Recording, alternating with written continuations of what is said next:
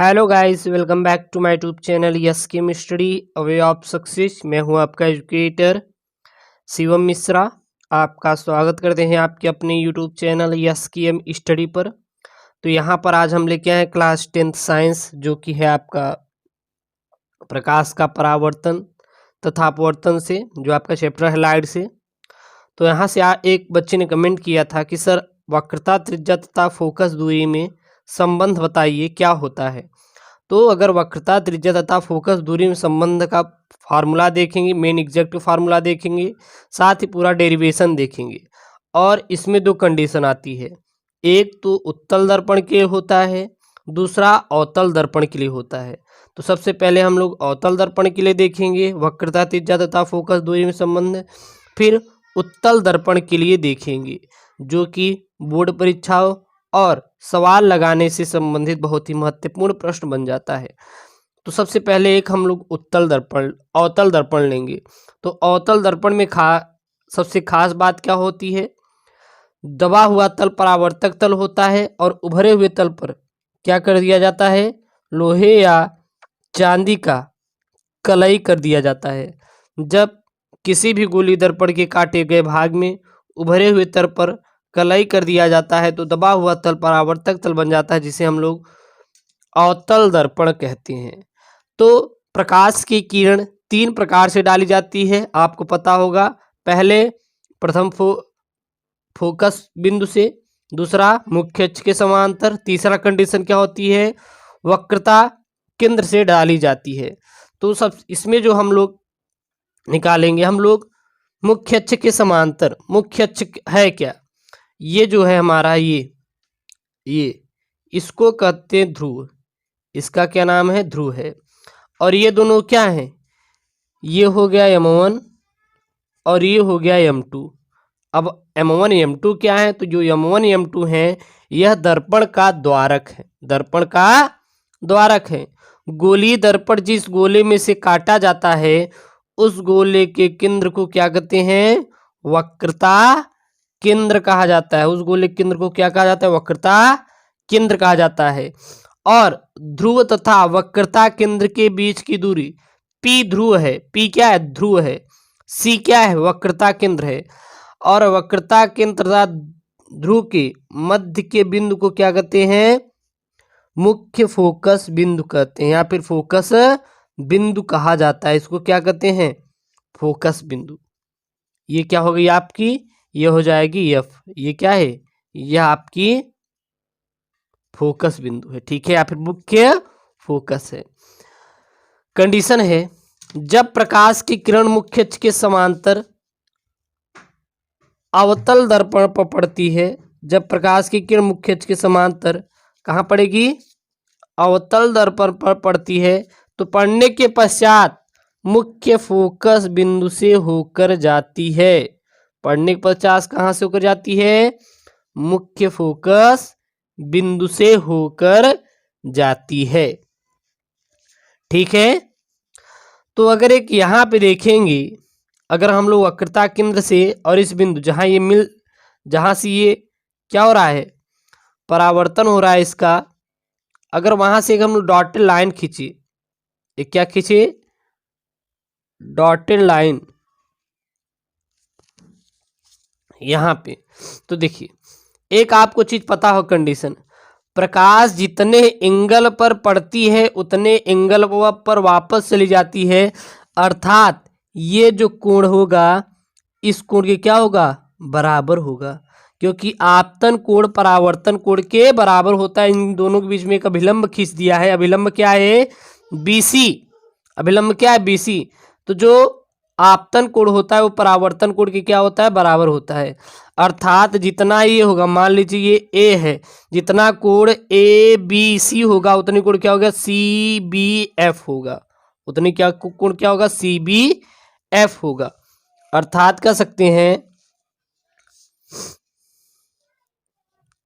क्या लिखेंगे, लिखेंगे यहाँ पे, चूंकि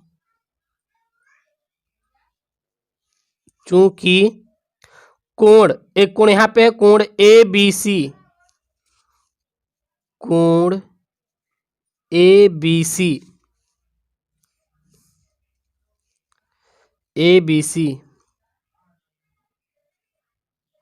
एक आपतन कोण है तथा कोण CBF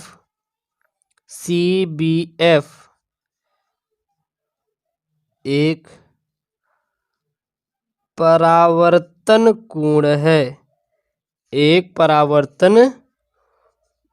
कोण है, ठीक है ना। अब आपको पता होगा परावर्तन के नियम से आपतन कोण परावर्तन कोण के बराबर होता है। क्या लिखेंगे? परावर्तन के नियम से जो आपतन कोण होता है कोण ABC किसके कोण यानी कि ई कोण के क्या होगा? बराबर होगा। कोण ABC बराबर कोण CBF, समीकरण 1। अब यहाँ पे देखिए जितना कोण आप एकांतर का नियम पढ़े होंगे, एकांतर कोण देखे हैं। अच्छा, एकांतर कोण यहाँ पे कहाँ दिखाई दे रहा है?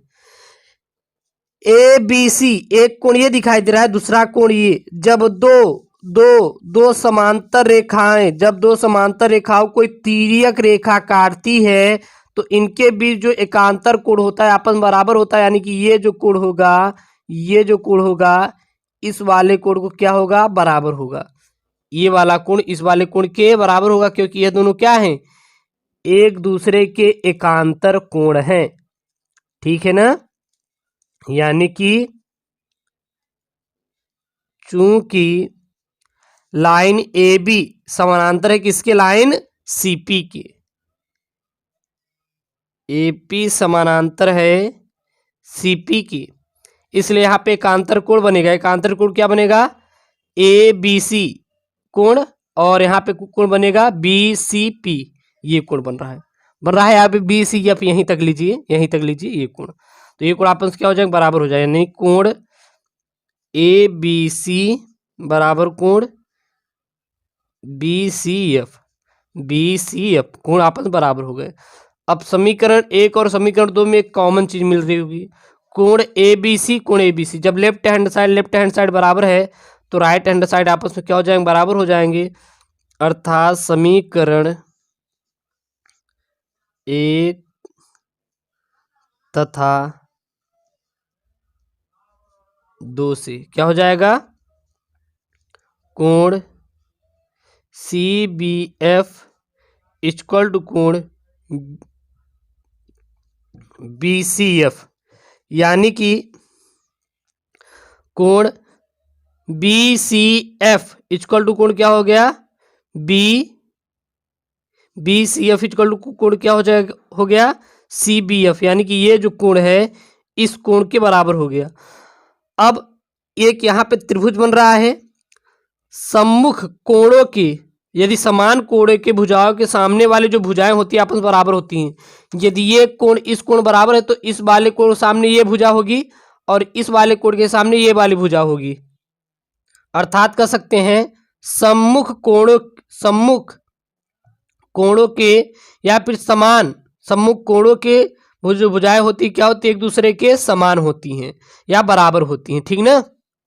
बराबर कोणों के सम्मुख भुजाएं एक दूसरे क्या होती हैं? बराबर होती हैं। यानी कि ये जो कोण होगा इस भुजा के बराबर, ये कोण इस भुजा के बराबर, क्योंकि यह कोण इस कोण के क्या है? बराबर है। तो इसलिए CBF बराबर क्या हो जाएगा? CBF बराबर क्या हो जाएगा? इस कोण सामने ये भुजा है, यानी क्या हो जाएगा?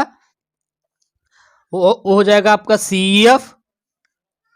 क्या हो जाएगा? CF इक्वल टू BCF कितना हो जाएगा? ये हो जाएगा आपका BF। क्या हो जाएगा? BF। इतना आपको समझ आया? इतना आपको समझ में आया कि नहीं? क्योंकि रीजन लिख देंगे, अगर आपको लिखना होगा रीजन लिख देंगे।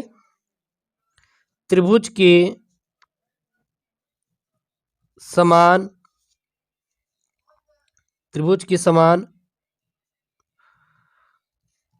कोणों के सामने की भुजा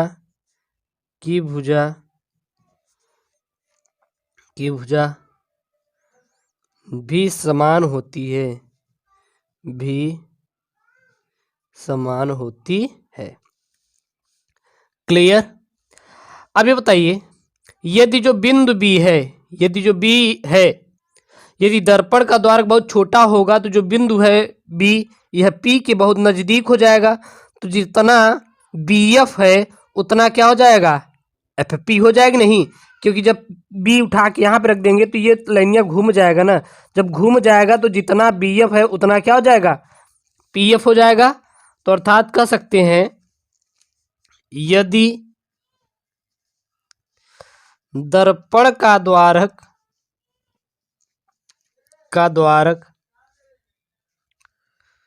छोटा होगा तो बिंदु B ध्रुव P के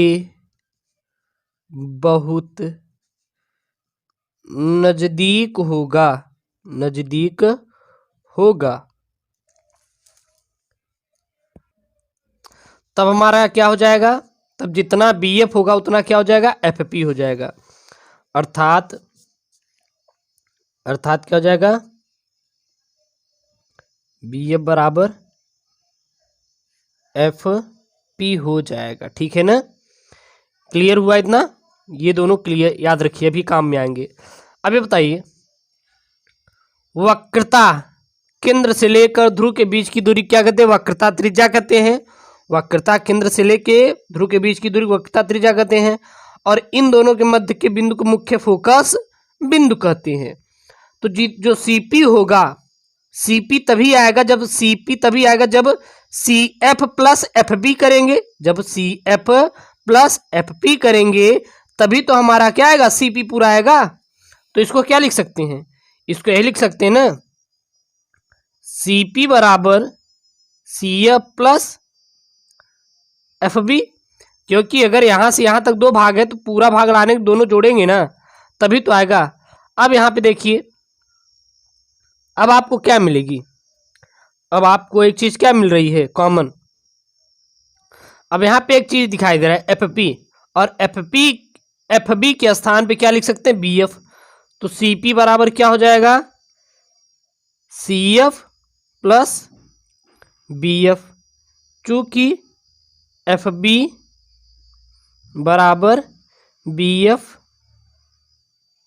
रखने पर। अब यहाँ पे BF मिल गया, अब BF बराबर क्या निकाले हैं, CF। अब BF बराबर क्या निकाले हैं, CF, तो रख देंगे यहीं पे। तो CP बराबर क्या हो जाएगा, CF धन BF के स्थान पे CF।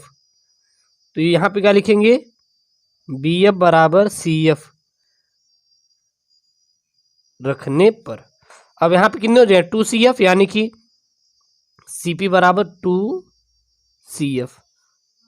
ठीक है ना, CP क्या है, CP जो है वो आपकी वक्रता त्रिज्या है, और मुख्य फोकस से लेकर वक्रता केंद्र के बीच की दूरी वक्रता त्रिज्या कहते हैं। ध्रुव और वक्रता केंद्र वक्रता त्रिज्या कहते हैं, और इन दोनों के बीच की दूरी क्या कहते हैं, फोकस दूरी कहते हैं। तो यहां आप लिख सकते हैं फोकस दूरी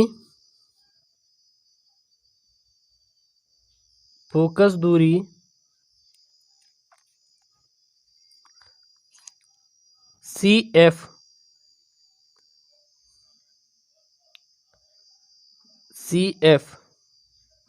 इक्वल टू क्या हो जाएगा, F, और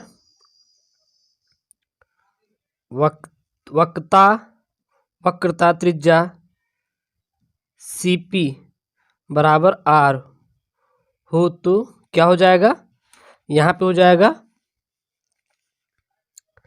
R बराबर 2F या F बराबर R/2, और यही क्या है, फोकस दूरी तथा वक्रता त्रिज्या में संबंध। फोकस दूरी जो होती है वक्रता त्रिज्या की आधी होती है, या फिर वक्रता त्रिज्या फोकस दूरी की 2 गुनी होती है। ठीक है, इतना आप लिख सकते हैं। तो यहां से कह सकते हैं इसके लिए देखिए तो अर्थात F इक्वल टू R/2 के लिए देखिए तो क्या हो जाएगा, यहाँ पे लिख सकते हैं आप अवतल दर्पण फोकस दूरी, अवतल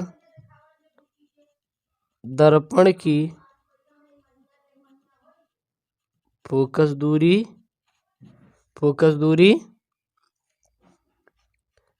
F,